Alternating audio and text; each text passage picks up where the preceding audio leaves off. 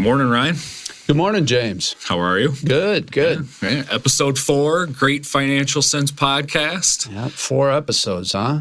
4 episodes in. That's something. 2020's come and gone. Yep, 2020's come and gone, and one of the important things is being safe out there. Right. We are 6 feet apart, and we did wear masks into the establishment here. You get to see us this month. So you get to see behind the curtain. Yeah. You know, this is our timer. Those of you that know us, you know, we don't sit on our phones all day, but we got a timer for us. That's for right. The 8 topics. That's right. But no, this has really been fun, and I think this episode 4 is monumental from the perspective of it's really going to be a nice summary of what we saw in 2020. Right. You know, what we're trying to accomplish with this podcast is getting our morning conversations that James and I typically have out in front of our audience. And it's so important because there's a lot of good meat to what we're talking about daily. Right. Yeah, we always talked about we want to get it in front of them. Yep. Well, now here we are. Yeah. So I hope you enjoy the video component of this, and we hope to make this a staple in the podcast.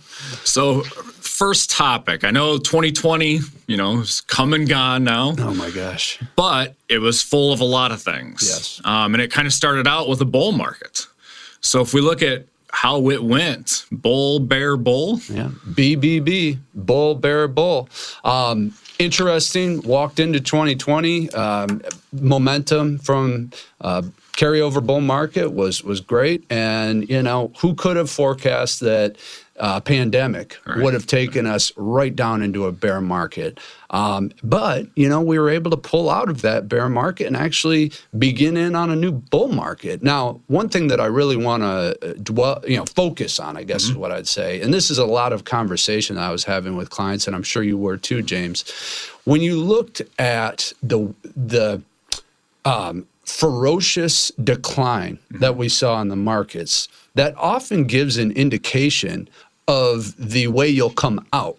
So back when I was playing hockey growing up, we used to say the angle into the boards is the angle out of the boards if you're throwing the puck into the boards to hit your teammate. And so I think that we can take that concept and apply it to the market and kind of say the angle in is often the angle out. So we saw a ferocious downturn, but we saw just a ferocious move higher.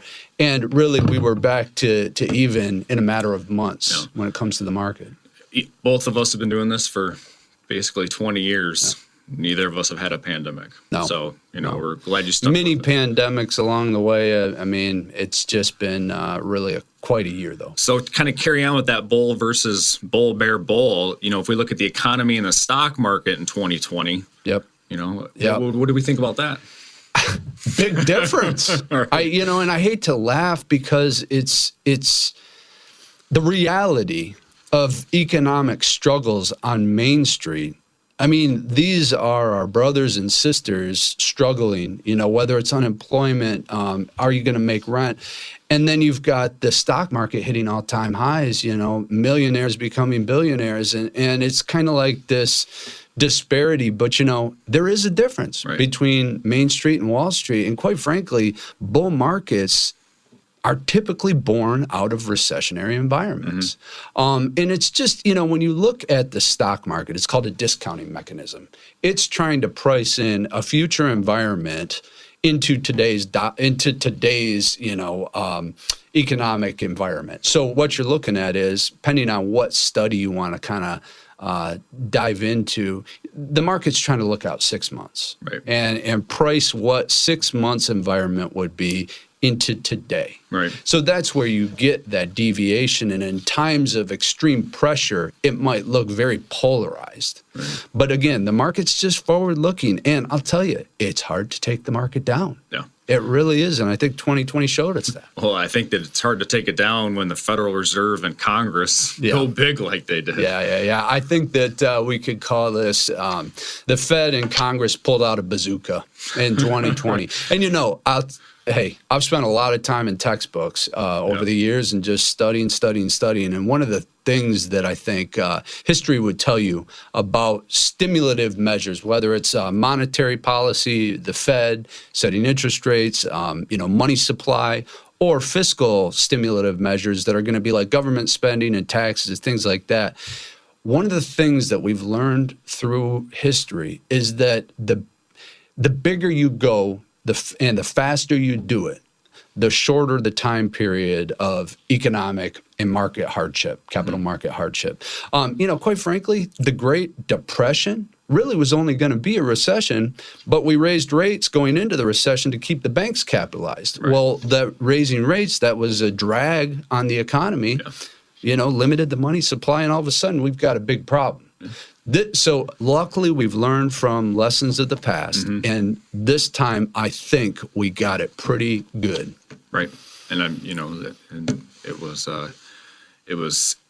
big when it happened, and we've seen as it's kind of continued on. That, and just again, everyone getting together on the COVID vaccine was huge too. Right. So not quite the proverbial bazooka there that I'm speaking to, but that was a big deal. Not looking as much, we'll say, big picture with the Reserve and Congress, but if we kind of go back down into the market itself and look at value versus growth. Yeah. It's amazing because I'm finding not my clients, but people are reaching out to me saying, I see the market going up, but my portfolio's not doing anything.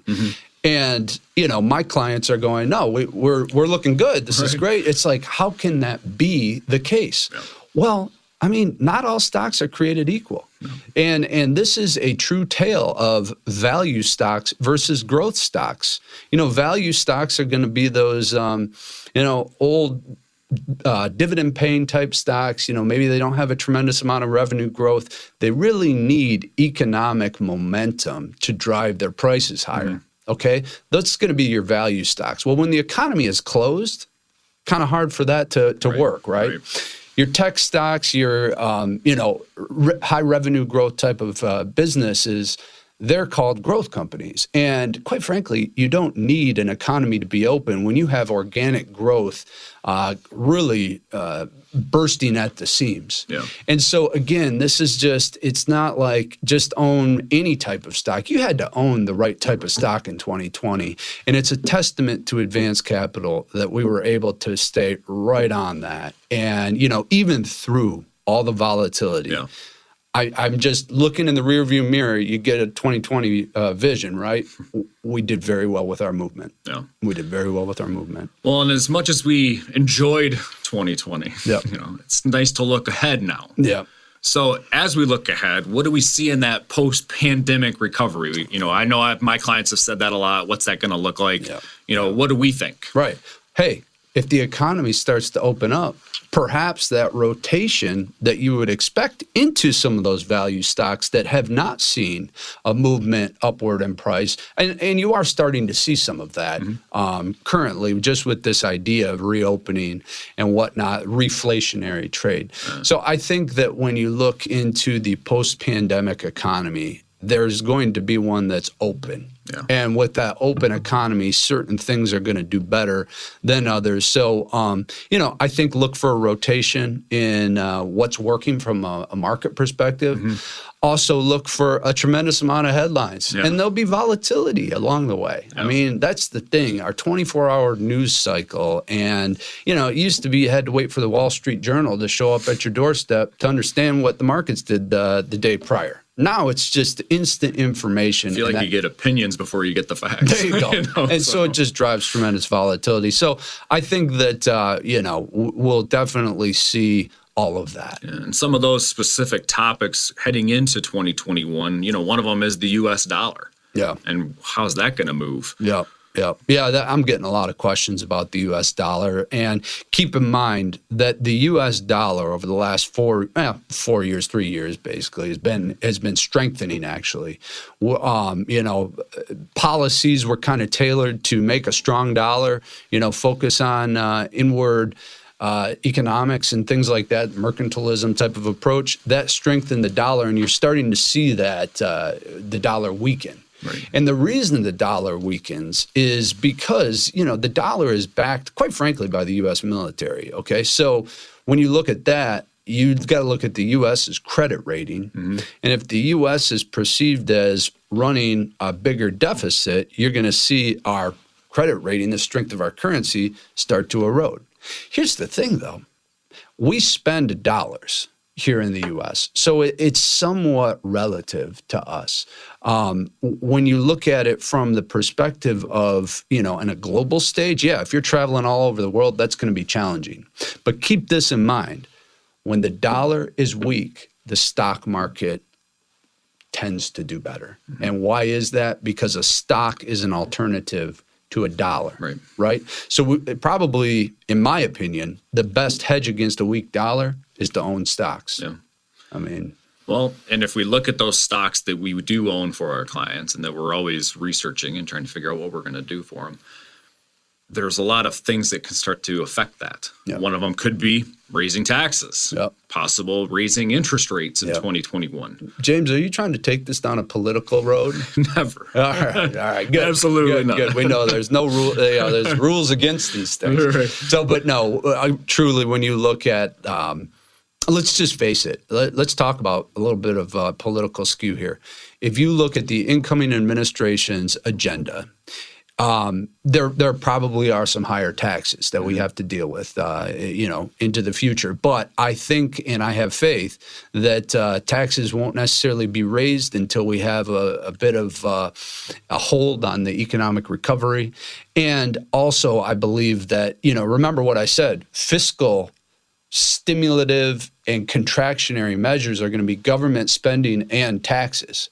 So if the government spends more, that's going to pump more money into the economy. And then if they raise taxes, that's going to pull money from the economy. Perhaps we have a net neutral impact. Yet again, the headlines will drive the volatility. But at the end of the day, we're not investing for tomorrow. We're investing for 20 years. Yeah. So I think we just have to, again, get the big picture themes right, and we'll be okay. Right. And if talking about those headlines, one we'll see right away in January is kind of one of those old adages, old sayings. As January goes, the market goes. Yeah. I think 2020 has shown us that sayings are not worth much. Right. I mean, honestly, it's one of those where sure, history would show that there's some correlation to January and how the market would go. But at the end of the day, we don't dwell on it. Right. We don't dwell on it. I think that, let's face it, the market's probably due for a bit of a pullback, and it would be healthy, it would be therapeutic, it would be needed, it'd create opportunity. And when you look at the big picture, now I'll give you a Warren Buffett quote. Mm-hmm. Interest rates work like gravity to the stock market. So let's just focus on, interest rates being low, that's typically a good thing from that big picture, what really matters. So let's not say as January goes, I think we need to look at the big picture and say, as the big picture goes, the market will go. Right. And so I think we're looking all right. Probably expect a little bit of volatility here on the front half of 2021, but hoping we finish the year higher. Yeah. And we'll be back with episode 5. Yeah, can't wait. In January to kind of go over some of those things. And we'll be able to see everyone again. That's right. Well, thank you, Ryan. Yeah. It's always good taking that morning conversation we have, bringing it out to here. Hey, 2021, here we come. Good. Looking forward to it. Thanks.